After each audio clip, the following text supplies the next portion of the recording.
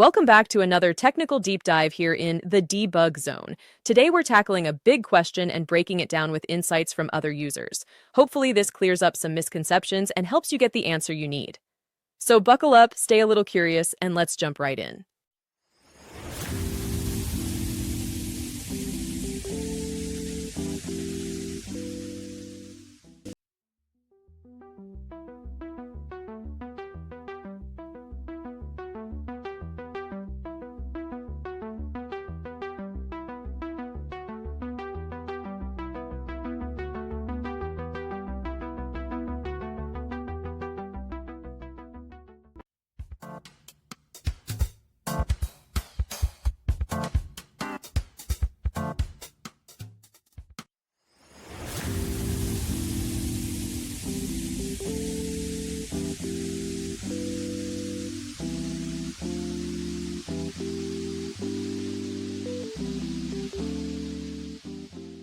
And that's a wrap.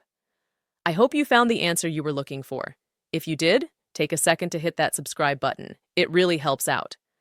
And let me know in the comments which solution worked best for you. See you next time in the debug zone.